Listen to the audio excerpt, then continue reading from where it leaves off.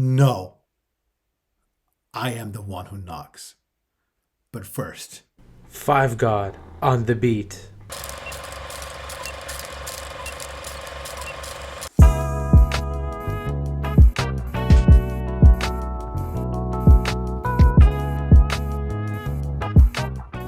welcome to the Deep Focus Podcast.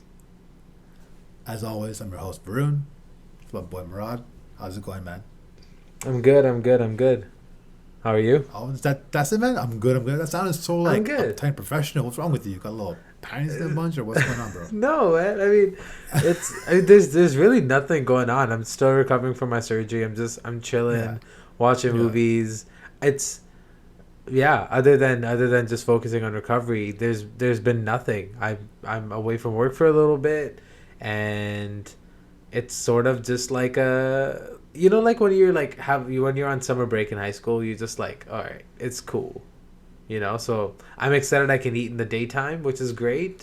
For those of you who didn't know, I was fasting for the month of Ramadan. So when the sun was out, that meant I couldn't eat or drink water, which made everything a little bit more difficult. So I'm glad that I can start functioning as a regular part of society now, which is great.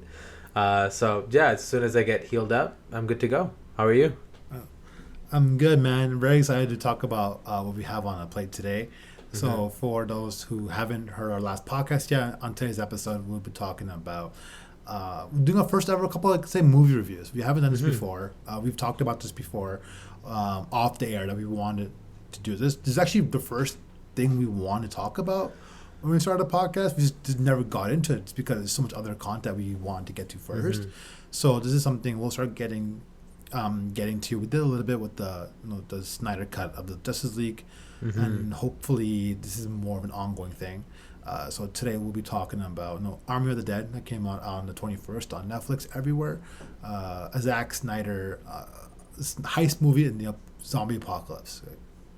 I'm not sure what else you need to be sold on that, but that's I don't know. But I really thought was the TV the studio heads were like, hey, cool, take my money on this guy. It was yeah.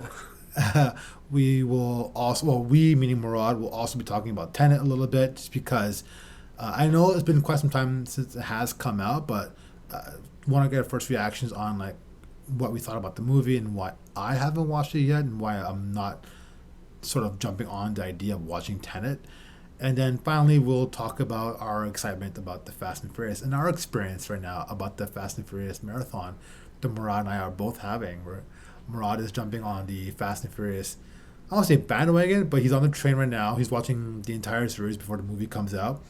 It is out already in overseas, ranked in a cool $160 million overseas. I know in Canada it is coming out on the 25th, and I am excited to buy tickets for that right away because movie theaters should be open by that time for us. So I will definitely watch the opening weekend. I don't think Rupi knows yet, but she will now. So I'm very excited about that. So I am excited to talk about Army of the Dead first. Yeah. It's very, very cool. But for anyone else who wants to listen to our podcast, we are on YouTube as always. We are on Spotify. We are on Apple Podcasts, Google Podcasts, Anchor, wherever you get your audio platforms. And don't forget to follow us on our social media websites at the Deep Focus Pod on Twitter and Instagram. And you can always email us at the Deep Focus Podcast at gmail.com.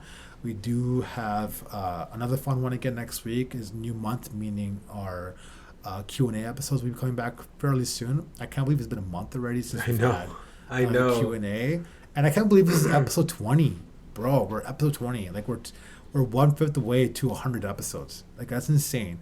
So I will not be surprised if we get close to 100 towards the end of the year with the summer blockbusters rolling in and all Yeah, like absolutely. the holiday movies coming out. I'm sure we'll have some fun with that too. So Mm-hmm. it's crazy the pace we're going at. I think that's why we're burning ourselves out a little bit, and we take these random breaks here and there. I promise everyone I'll be back on social media again on Instagram posting news notes, but it's one little bit of social media break from everything. So I do appreciate your patience for all that. And of course, we want to try and bring you the best content as possible. We do have the Friends Reunion special episode coming out this week. we won't be reviewing that and or talking about that until probably next week. So we're gonna try to stay back on schedule for our Tuesday and Thursday release for the episodes. I do apologize again for the random release dates this week. We just recorded one on Monday for Tuesday. It was not. I was not. It was not we were it. both not happy with that. The vibe was Yeah. off. The chemistry was off. Our cadences were off. So we don't want to bring out shit content. We want to continue to bring out as best to our abilities quality, and we are a two-man team. So we'll try to do the best as we can here. All right, so now I'm excited to talk about the very first movie that we have in our three-part sort of series right now. I want to talk about Army of the Dead, which came out May 21st, so just a few days ago as of recording this. And if you haven't had a chance to see it yet, Varun and I both urge you to watch it because we both enjoyed it. Like we mentioned on the last podcast, it's a lighter film to watch, of course, than Tenet. So sit down and just watch it, be done with it. It's a good time. Essentially, if you don't know what it's about a city in Vegas. It's about the city of Vegas. There's a convoy of military vehicles moving through the desert. There's a unknown object in one of the boxes that they're transporting. Through a series of events, the box opens, and then, of course, since it's a zombie movie, the zombie is let loose. Now, throughout, the zombie making his way to Vegas and people being, bitten and the zombie infection starting, we get to meet our characters, right? We have Dave Bautista, who's the ringleader of this heist, and we have Varun, what's his name? Fill me in. The guy who's saying, "Oh, I need you to steal my money." What is his name? Oh, Sonata. Yeah. We have Sonata playing sort of the owner of the casino. So Hiroyuki Sonata Yes. is playing Bly Tanaka. So it's Bly a big Tanaka. shady. Thank you. Yeah, so we'll call him a shady Vegas casino owner. Yeah. And so he wants Batista to wrangle up or corral a few people who he knows from his past to assemble a team so they can go into Bly Tanaka's casino and steal money from the casino to give back to Bly because the US is going to blow up Vegas. It's very apocalyptic. It's very, oh my God, this is balls to the wall action everywhere, right? And the reason they want to steal the cash is because it's uncounted for cash. It's not That's right. proper income, so it's dirty money essentially. So Mm-hmm. that's why. So his insurance wouldn't cover that, whereas our other casinos are covered by the insurance, where Mm-hmm. this part isn't. So I really enjoyed this movie. Mm-hmm. It was rated. It got 70% on Rotten Tomatoes, 76 by users, which is I think is the right score. I think 6 to 7 out of 10 is the right score for this. Mm-hmm. It's exactly what it is. It's Mm-hmm. it's a fun, surprisingly colorful movie. It's not really Zack Snyder's type, and I want to bring that up because it's not typical Zack Snyder movie, and I mean that in the most positive way. I had a lot of fun watching this. It wasn't gloomy. It wasn't depressing. It didn't have this depressing action scenes where they tried to make you feel sad for some of the deaths that do happen in the movie. That part I won't spoil for you guys, but they do have some deaths in the movie where like, oh, what the hell? Like, why are we getting super depressed with this? Like, this person was a pretty big jerk anyways. So I really definitely recommend this movie for everyone. It was a great time start to end. It's a fun time from start to end. I can't wait to watch it again. I thoroughly enjoyed it.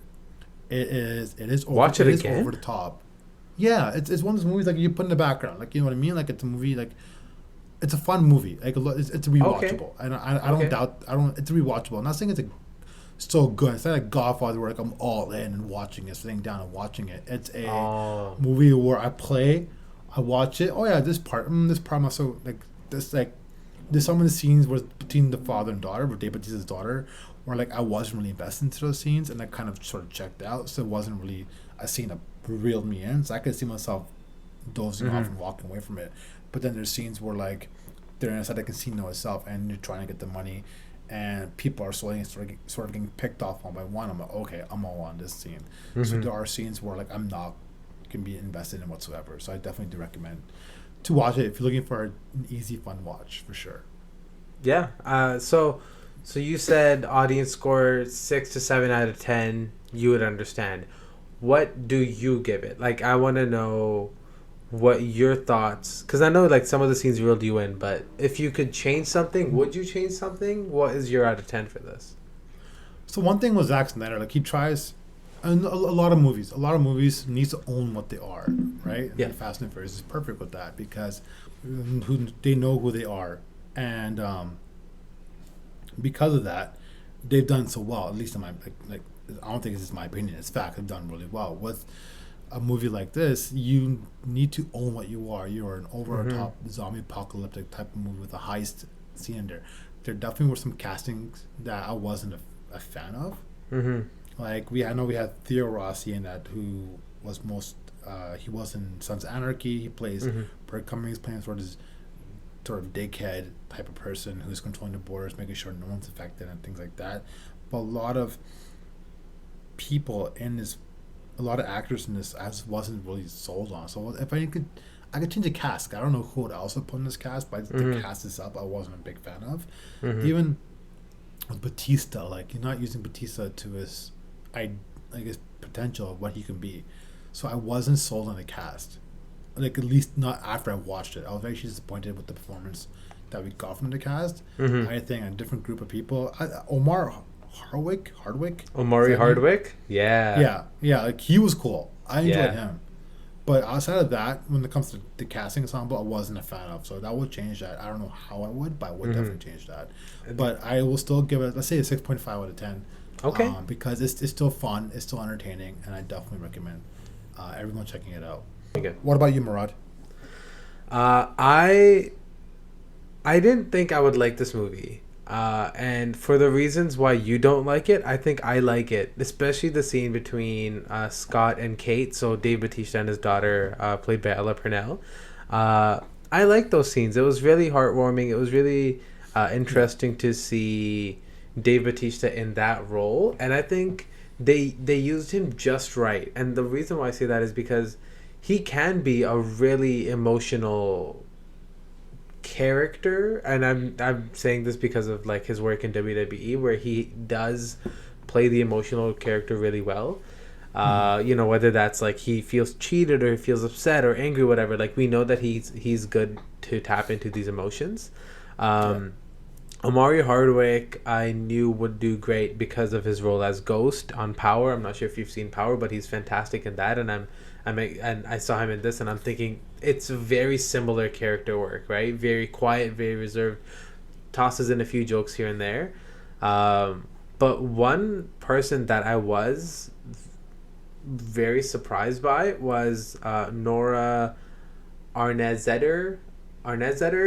She's a French actress who's been in a bunch of things, but her role as Lily, the coyote in the movie, she was menacing.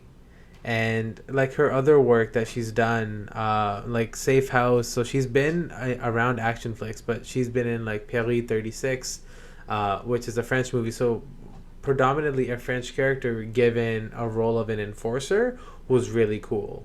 So I liked her character work, and I also think they had a lot of really cool female action stars in this film. Not stars, but like they had a lot of female roles that were more action driven roles, right?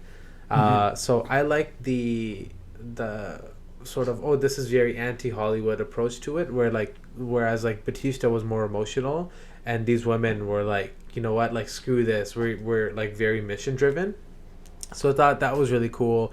That's one thing I liked. I do want to take Zack Snyder away from a cinematography role. I don't think he should ever be in the director of photography chair ever, because there were parts of that movie where I was thinking, why are you using like this lens instead of that lens, and why is the focus so soft, and why is the bokeh in the background all weird like spheres, and like he should not be in that role. I would take him away from that. He's a great director and I think he should stick to it, and as a producer of course.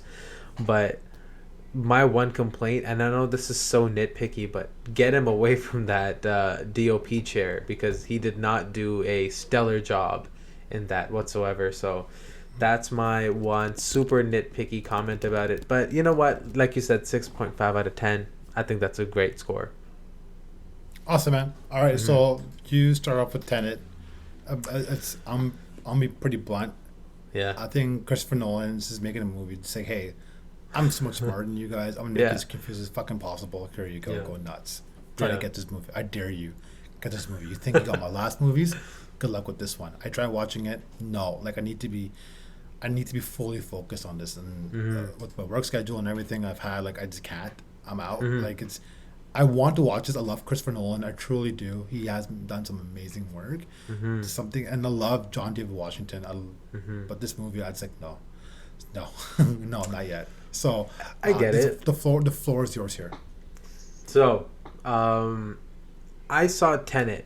I did not watch it all in one sitting because I was way too confused and my mind was working so hard that I fell asleep for two of three viewings. Uh, I genuinely like Christopher Nolan as a director. He did fantastic work on the Batman series, Interstellar, Inception, The Prestige, all fantastic films. Although, like you said, why does he have to make things so confusing? I don't know. Like, I thought Inception was hard to understand, and then I watched it like four times, and I was like, okay, I get it. I know what's going on. I watched Tenet, and then I watched Tenet again, and then I saw many like YouTube reviews trying to figure out the timeline. And at one point, Robert Pattinson's character. This is all spoilers, by the way, and if you haven't seen it, it's been out for many months. So I don't know what to tell you. But Robert Pattinson's character, if everything in the timeline was correct, and again, everyone's trying to figure this out, but if it's correct, Robert Pattinson's character was in seven different timelines throughout the entire movie. Right? Like What the going fuck? back and going forward, and like, did he save John David Washington? Yes, he did. But was he also one of the kids in the? Oh, It's so you told it's so so Don David Washington dies.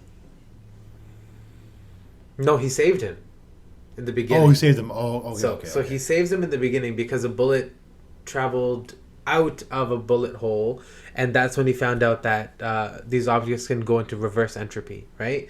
So bear with me here. There's a lot of physics in this shit. So uh, the way it works is that objects can flow reverse in time. So when he puts his hand up above a bullet that's going in reverse entropy, it feels that force and it goes up to him, right? So things can start moving backwards and forwards. But the way to go backwards in time is you have to go in this like bunker essentially, and you are like spun around and you're now going backwards through time, and you have to have on the safety vest with the oxygen thing so you don't die. So throughout the movie, you're seeing these people go backwards and forwards, and I can see you're starting to turtle yourself. John David Washington, Can his I? characters, Hey yeah, man, I got a challenge for you. yeah, Live on air. I'll yeah. give you $20 if you describe this movie to me in one sentence. Okay, all right. Give Like one me, sentence. give $20. me, yeah, 20 No, bucks. right now. If No, this is right now. all right, Hey, all right. no, right now. You don't have time to think. I'm your buddy. Okay, all I'm right. asking. Hey, what's Tenet about? One Okay. sentence. A guy who goes backwards in time to save the world from blowing up. That's it. That's it. That's it. That's the only thing about this movie. You get none of that in any trailers, any commercials. I Anybody know. just told me you don't get that. Okay, so he is smart. That Christopher Nolan is ridiculously smart because he employs this thing. I think at this point he wants us to make us feel dumb. I know, Like, and yeah, we get it, bro. I'm You're all a, for you're a it. genius. You're a genius, but man. Yeah. He So- he employed this like Tenet square where like Yeah. no matter like he uses the word opera, and if you have the word opera and like Tenet and all these other two other words in a sequence, you can flip the square in whatever order and it will make those same words. So that's where the idea for this movie came from.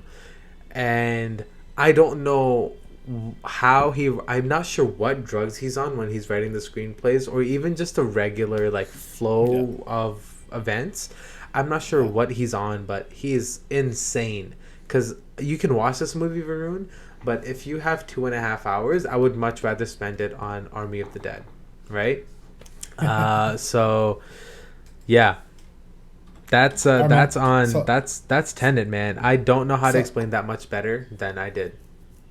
so out of 10, what would you give it? Now that I'm understanding the timeline more, now I would give it a solid 7 out of 10. When I first watched it, I would have given it like a 4 because I had no idea what was going How on many the entire time. how many attempts did you give?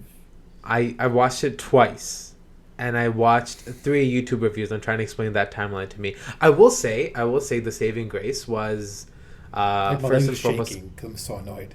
Kenneth Branagh doing a Russian accent is real weird.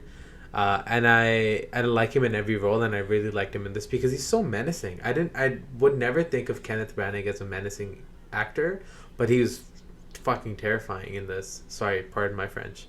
But Robert Pattinson, John David Washington, like you said, cast was great. You feel defeated by the end of it for sure because you feel Robert Pattinson. I feel defeated right now. You just go backwards and forwards in time. If you're backwards in time, you can die. That's it. I was gonna go backwards in time and I don't need to hear this again. Oh my god. That just gave me nothing to do with you, man. That this whole explanation just gave me a headache. But I'm glad I didn't watch it. It's 2.5 hours of headaches, bro. All right. So 7 out of 10 you're giving it, right? All right, man. Thanks for giving that feedback on Tenet. So you completely convinced me not to watch it, and you made me a happy person by not watching it. I might spend the next little while watching Master and None. I haven't watched the new season yet, so I'm very excited to start that. And You're welcome. to finish, and I'm going to finish the Fast franchise marathon, which we'll be talking about next. We won't be spending too much time on it, only because we still have about a month until the North American release, and I'm sure we'll do some sort of ranking or talk about a little more in depth about the Fast and the Furious, but I'm just here to tell you guys to watch Fast and Furious. Like, that is it. Like it's just, I heard this on a podcast recently, and I can't remember what the podcast was. I feel like it might have been rewatchables on the Ringer, where they said the reason there's so much joy when you watch Fast and the Furious, just no hidden message. What you're getting is what it is. It's about family and backing each other up. Like, really, that's all it is. Like, you can mock it as much as you want, and people will mock it. I've mocked it. Like, it is what it is. But the hate that franchise gets over time, I never, maybe not hate. Hate might be stronger, but the disrespect that franchise gets over time is something I've never understood. Right? Like, we always encourage. Well, actually, especially you always encourage everyone to make film because you are an aspiring filmmaker. Everyone should make something. At the end of the day, whether it's if you feel like you've done your best work, put it out. And I think the Fast and the Furious franchise, I feel like they're putting their best work out every single time. Of course, it's ridiculous.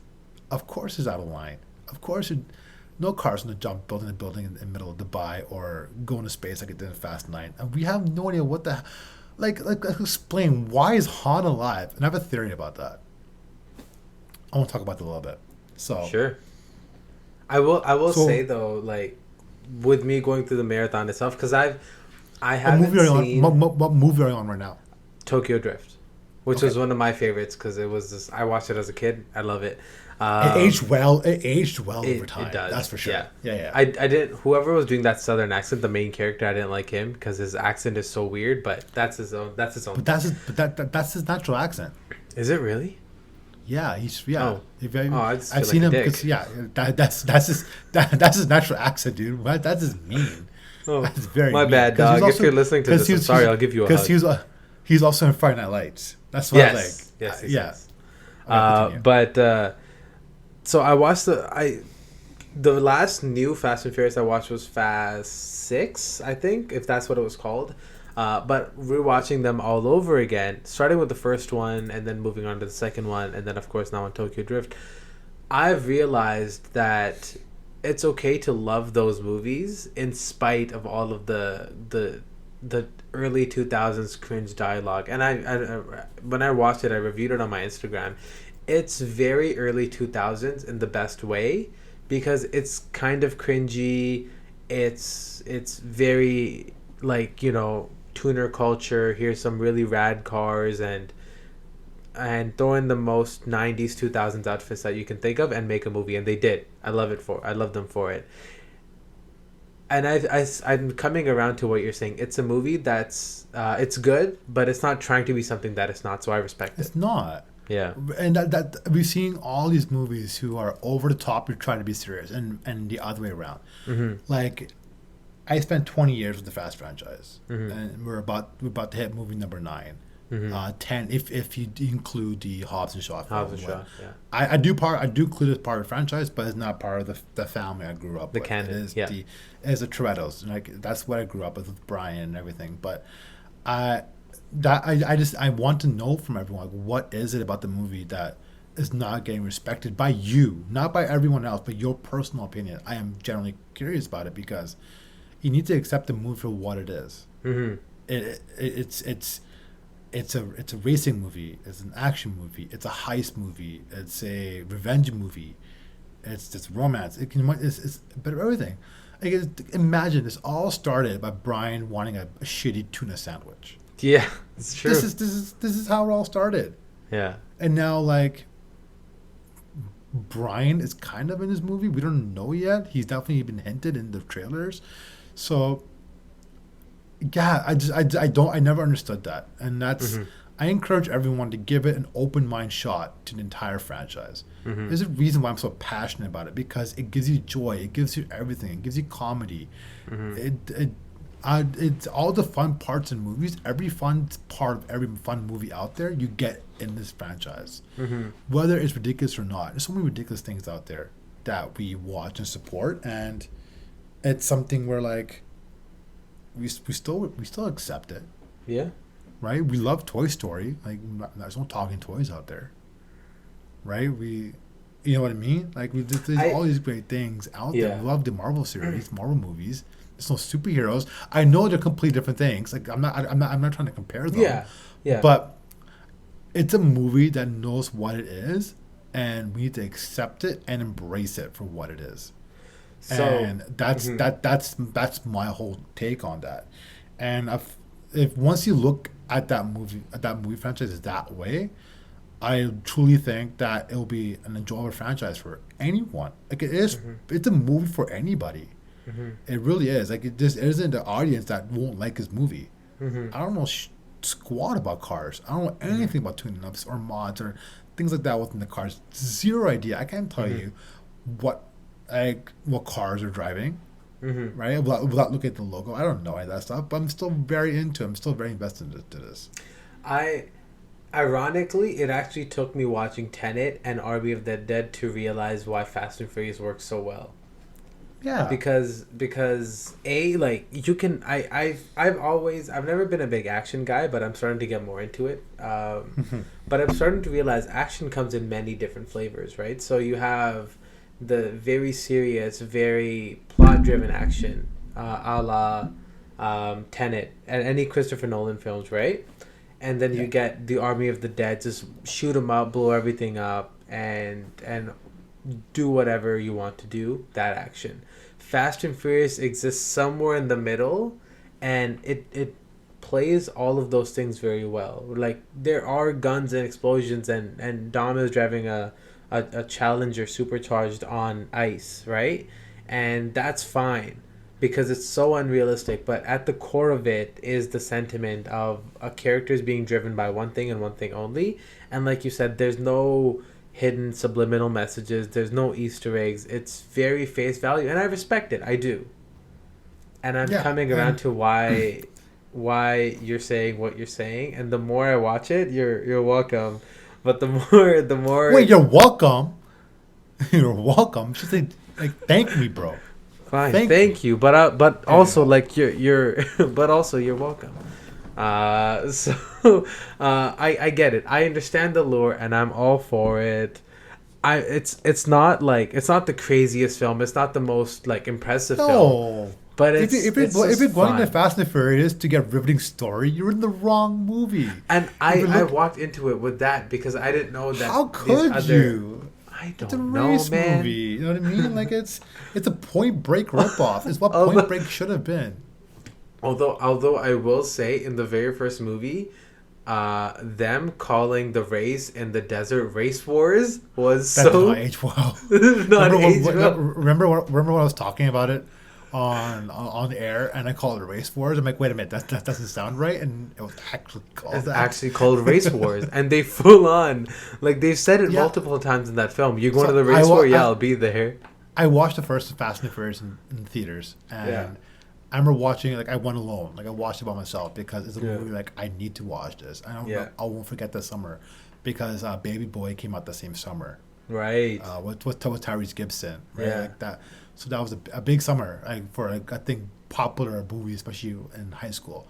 And I remember my legs shaking during the race scenes because the surround sound was like, 'cause I'm still like very new to Yeah. like, the theater atmosphere. And never watched in a sort of big movie theater like that. So I remember my legs like shaking because the engines were revving, and I'm like, "Holy crap!" And I'm driving home afterwards. My mom's 2000 purple Chevy Malibu. Like I think I'm like one of Nice. those race drivers. Purple. Right? Purple, bro. Sick. But like, and I'm seeing all these souped up cars and like I never got Point Break. Like I never watched it when I watched Fast and Furious. So to me, that was my Point Break experience. And to get that right away, and I was heartbroken, absolutely torn apart when I found out Brian was a cop. And like, and the way that movie ended with Dom is driving off, and I Yeah. hope to God this is not a spoiler for you guys because it came out a long time ago. It's 20 years, bro. 20 years. So I'm super excited. And to wrap things up, like with the Han thing, I'm very curious about this. So obviously Han never died, and this makes sense. And this is why it makes sense. So and Fate and the Furious, for the eighth movie in the franchise, and Shaw and Hobbs, Jason Statham, playing Hobbs. I'm sorry, Shaw. Sorry, was the main villain in Fate and the Furious because he's getting revenge on the. No, sorry, number 7 who got revenge on the crew. But like he was his villain. He was the one who killed Han in Tokyo Drift. So, in the order, the way the movies were, like he was the one who killed Han.